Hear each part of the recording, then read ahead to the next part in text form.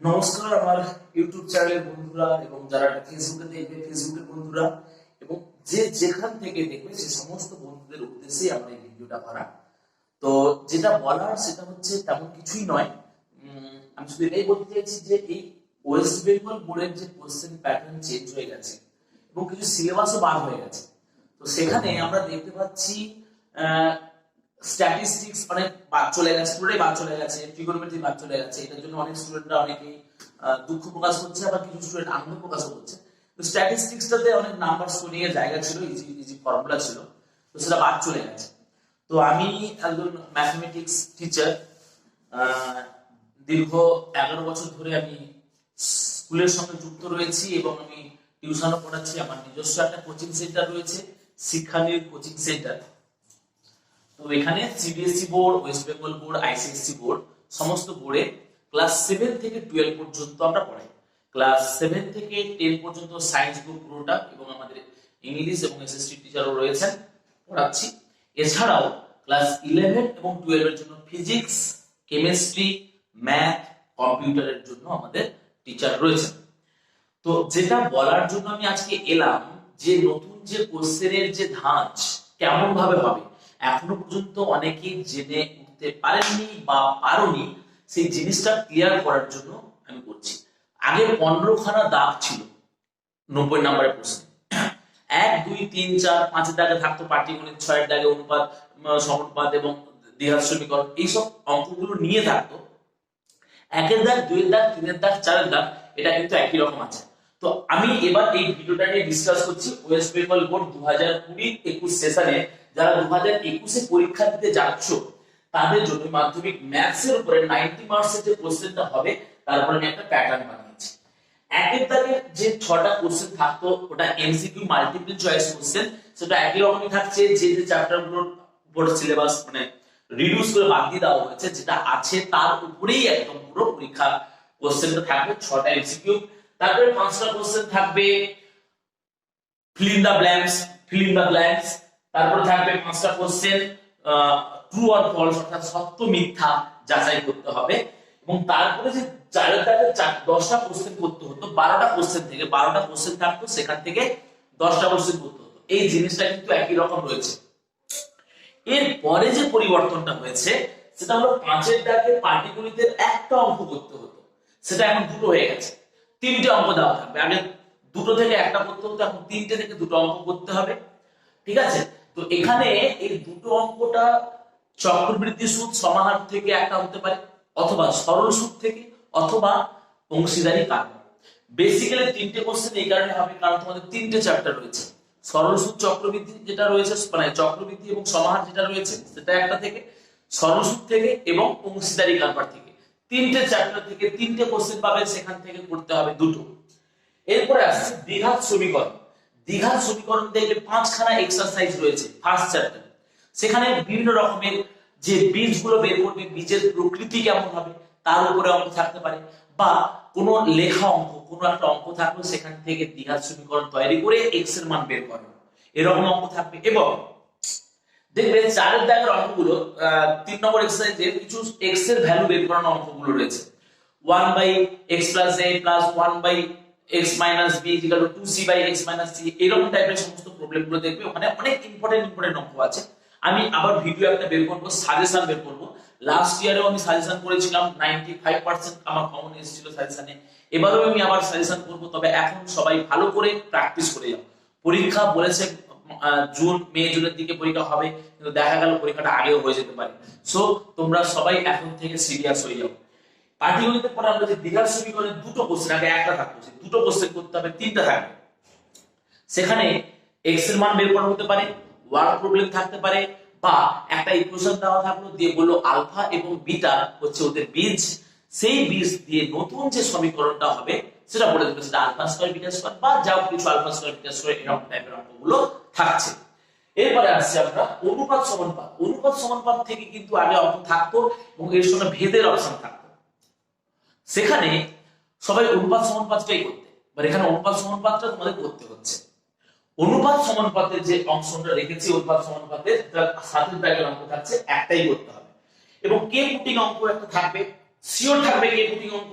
আর থাকবে দেখবে পরের দিকে একটা এটা থাকলে এটা প্রমাণ করো, সেখানে দেখা যায় উপরে এ নিচে এ দিয়ে গুণ করতে হয়, এরকম টাইপের কিছু অঙ্ক পরে আলোচনা করে দেবো। এবার করণী, করণীটা সবার কাছে খুব সহজ লাগে, করণীটা সবাই করো। করণীটা কিন্তু দুটো থেকে একটা করতে হবে, 3 নম্বরের অঙ্ক। এবার আমি দেখেছি আমার অনেক স্টুডেন্টরা ভেদের অঙ্কগুলো ভালোভাবেই পারে, আবার অনেকে বলে স্যার ভেদটা না খুব সমস্যা, ঠিক পারছি না। তো মোটামুটি একটা প্রবাবিলিটি দিয়ে একটা সম্ভাবনা দেখেছি ভেদের অঙ্কগুলো করতে অনেকে ভয় পায়। তো যদি কখনো মনে হয় ভেদের সমস্যা, আমার যে মোবাইল নাম্বার 9051161488 এই শিক্ষানীর কোচিং সেন্টার যেটা রয়েছে, এই শিক্ষানীর কোচিং সেন্টারে যোগাযোগ করবে, কোশ্চেনের প্যাটার্ন দেব এবং এখন মক টেস্ট আমি কিন্তু চালু করে দিয়েছি, পরীক্ষা নিচ্ছি। স্টুডেন্টরা কোনটা কিভাবে করলে রেজাল্টটা ভালো করতে পারবে তার উপরে কিন্তু করা স্টার্ট করে দিয়েছি। এরপরে যে কথা আমার বলার সেটা হচ্ছে এই করণের থেকে এবং ভেদ থেকেও কিন্তু অঙ্ক একটা অবশ্যই করতে হচ্ছে। আগে ভেদের অপশন থাকতো, ভেদ অথবা করণী থেকে এরকম একটা অপশন থাকতো, কিন্তু এবার ভেদটা কিন্তু অবশ্যই করতে হবে। ভেদের অঙ্কগুলো কেমন টাইপের থাকবে, দেখা গেল এক্স ওয়াই এরা সমানুপাতিক রয়েছে, সেখান থেকে বললো a cube plus b cube plus c cube equal to 3abc, এটা প্রমাণ করতে বলেছে, ভ্যারিয়েন্স 3abc। তো এখান থেকে এই টাইপের অঙ্কগুলো তোমরা সবাই প্র্যাকটিস করেছো। যদি মনে হয় যে স্যার এই অঙ্কগুলো কেমন করতে একটু বলে দিন। অনেকেই লকডাউনের মধ্যে আমি লাইভ ক্লাস অনেক করেছিলাম, ফেসবুকে অনেক ভিডিও ইউটিউবে ছেড়েছিলাম, দেখা গেছে এই জিনিসটা কিন্তু অনেকেই একটু পিছিয়ে যাচ্ছে, করতে সমস্যা হচ্ছে। তো তার জন্য আমি আছি, অবশ্যই যোগাযোগ করবে, আমি হেল্প করবো। তবে লকডাউনের কারণে অনেকেই কিন্তু ঠিকভাবে পড়াশোনা করতে পারোনি এবং গাইডও পাওনি, অনেক জায়গায় টিচাররা অফলাইনে পড়াননি, কিন্তু আমি অনলাইনে পুরো সেশনটাই করিয়ে গেছি, আমার স্টুডেন্টরা ভালোভাবেই পড়া শিখেছে এবং করাচ্ছিল। তো এবার আমরা নেক্সট আসছি উপপাদ্য। উপপাদ্যগুলো যেরকম যেরকম করে ছিল সেরকম আসবে। কেন্দ্রস্থ কোণ পরিধিস্থ কোণের দ্বিগুণ, বিপরীত কোণ বৃত্তস্থ চতুর্ভুজের বিপরীত কোণের সমষ্টি 180 ডিগ্রি। হ্যাঁ, পিথাগোরাসের উপপাদ্য বা পিথাগোরাসটা চলে গেছে, তার মানে সেখানে পিথাগোরাস বাদ চলে গেছে। সদৃশতার অঙ্ক, একটা সদৃশকোণী ত্রিভুজের ভার্টেক্স থেকে মানে শীর্ষবিন্দু থেকে উপর লম্ব টানলে যে দুটো ত্রিভুজ হয় তারা যে সদৃশ হয়, এই টাইপের অঙ্কগুলো খুব ইম্পর্টেন্ট। এক্সট্রা মানে অ্যাপ্লিকেশন, এই থিওরেমের উপর যে অ্যাপ্লিকেশনের যে অঙ্কগুলো আমরা করব সেগুলো কিন্তু খুবই ইম্পর্টেন্ট, সেগুলো কিন্তু সবাই ভালো করে গুরুত্ব দেবে। সেই উপরে অঙ্ক করলে মোটামুটি খুব যে কঠিন হবে তা নয়, অঙ্ক খুবই স্ট্যান্ডার্ড থাকবে, ইজি, একটু ভাবলেই হয়ে যাবে। আমার কিছু সাজেশন করা আছে, আমি পরে আপলোড করে দেবো, ভিডিও দিয়ে দেবো। সম্পাদ্য আছে 5 নম্বরের একটা অঙ্ক করতে হবে। সম্পাদ্য কিন্তু ভালো করে মনে রাখবে, অন্তর্বৃত্ত পরিবৃত্ত এই দুটো থেকে কিন্তু একটা করতে হবে, ঠিক আছে? অন্তর্বৃত্ত এবং পরিবৃত্তটা থেকেই কিন্তু কোশ্চেন আসবে। অন্তর্বৃত্ত পরিবৃত্তের মধ্যে আমি তোমাদের সাজেস্ট করব সবাইকে পরিবৃত্তটা করার জন্য অন্তর্বৃত্তটাকে বাদ দেওয়ার চেষ্টা করবে, কেননা অন্তর্বৃত্ত করতে গেলে দেখা যায় পুরো প্রত্যেকটা বাহুকে মেলাতে পারে না। আমি যখন স্টুডেন্ট ছিলাম পারি না, ইভেন এখনো যখন আমি করি তাও মেলাতে ঠিক মতো পারি না, এদিক ওদিক করে অ্যাডজাস্ট করে কিভাবে কি করে দিতে হয়। তো প্রয়োজনে আমি এগুলোকে কি করে কি প্রসেস করলে অ্যাডজাস্ট করে দেওয়া যায় সেই সমস্ত প্রসেস আমি পরের ভিডিওতে নিয়ে আসবো। এবার আমি আসছি পরিমিতি। পরিমিতিতে আগে দুটো অঙ্ক করতে হবে, এবার 4টে অঙ্ক। তাহলে 4টে অঙ্ক কোন কোন চ্যাপ্টার থেকে থাকবে? আয়তঘন, গোলক, শঙ্কু আর চোঙ, 4টে চ্যাপ্টার রয়েছে। এই 4টে চ্যাপ্টারের উপরে বেস করে অঙ্ক থাকবে বা সবকিছু মেশানো। কেমন টাইপের অঙ্ক থাকতে পারে? চোঙের ক্ষেত্রফল, সমতলের ক্ষেত্রফল আয়তন দিতে পারে। গোলকের ক্ষেত্রে হয়তো অর্ধেক কেটে দেওয়া হলো, মানে অর্ধগোলক হয়ে গেল। কোণ থেকে মানে যেটা শঙ্কু বলে, আমার নিজেরও নিকনেম শঙ্কু। তো যাই হোক, এই শঙ্কু থেকে যে অঙ্কগুলো হতে পারে, হয়তো বলে দিল তির্যক উচ্চতা আর রেডিয়াস ব্যাসার্ধ দেওয়া আছে, এবার তার আয়তন বের করতে হবে।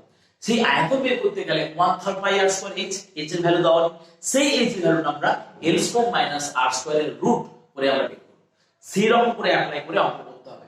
ফাইনালি আমি আরেকবার বলে দিই, এখানে 6 নম্বরের কোশ্চেন, তাহলে কত? 6 হচ্ছে এমসিকিউ থাকছে এখানে। তারপরে এখানে থাকছে কি ফিল ইন দা ব্ল্যাঙ্ক, তারপরে এটা হচ্ছে ট্রু অর ফলস। এখানে 2 মার্কসের কোশ্চেনগুলো থেকে তারপরে পাটিগণিত থাকছে, পাটিগণিতের অঙ্কগুলো 2 × 5 এটা এর উপরে থাকবে। আচ্ছা, এখানে 3 লেখা হয়ে গেছে ভুলে, এটা 10 হবে, 10। আর এটা 2 × 10 খানা কোশ্চেন থাকবে, তার মানে এটা হয়ে যাচ্ছে 20 নাম্বার। তাহলে টোটাল যোগ করলে 6 5 11 5 16 20 36, তারপরে এখান থেকে 2 নাম্বারের কোশ্চেন টোটাল 36, এটা 10 নাম্বার, 3 3 10 6 16 10 6 16 17 18 19 20 21 22 23 24 25 25 আর 3 25 5 30 31 32 33 33 5 38 38 আটটা হয়ে গেল 16। তাহলে কত হচ্ছে? দেখবেন 90 হয়ে যাচ্ছে। 612 0 90 এই হয়ে গেল 90 নাম্বার। এই 90 নাম্বারের এই কোশ্চেন প্যাটার্নটা তোমরা এটাকে ভিডিওটা ভালো করে দেখো, পরে আমি চ্যানেলে ভিডিওটা আপলোড করার চেষ্টা করব। এই টোটাল যে নাম্বারের যে ভাগ, এই ভাগটা কিন্তু তোমাদের সবাইকে ভালো করে দেখতে হবে, ঠিক আছে? তো এইটুকুই। আর যোগাযোগ করতে পারো, আমাদের নিজস্ব কোচিং সেন্টার রয়েছে, শিক্ষানীতি কোচিং সেন্টার। আর 9051161488 এটা আমার মোবাইল নাম্বার। যদি কখনো কারোর কোনো রকমের সহযোগিতা লাগে আমাদের সঙ্গে যোগাযোগ করবে, আমরা অবশ্যই হেল্প করব। আর যদি কোনো বেটার কোনো মক টেস্ট দেওয়ার ইচ্ছে থাকে তাহলে কন্টাক্ট করবেন, চেষ্টা করবেন প্লিজ ফোন না করার, হোয়াটসঅ্যাপ করবেন, হোয়াটসঅ্যাপের মাধ্যমে কন্টাক্ট করব। তবে এই মক টেস্টটা দিয়েও কিন্তু আগের বারই অনেক স্টুডেন্ট উপকৃত হয়েছিল এবং 40 পাওয়ার স্টুডেন্টরা কিন্তু 91 95 পেয়ে গেছে আমার কাছে ক্লাস 10 এর ওয়েস্ট বেঙ্গল বোর্ডে। তো ওয়েস্ট বেঙ্গল সিবিএসসিও কিন্তু খুব ভালো রেজাল্ট করেছে। আমি আগের বারে রেজাল্ট আপলোড করেছিলাম, আমার স্টুডেন্টরা কেমন কেমন রেজাল্ট করেছে। যদি বেটার নলেজ গেইন করতে চান বা ভালো রেজাল্ট করাতে চান বাচ্চাদের, তাহলে অবশ্যই যোগাযোগ করবেন আমাদের সাথে। ওকে, টাটা।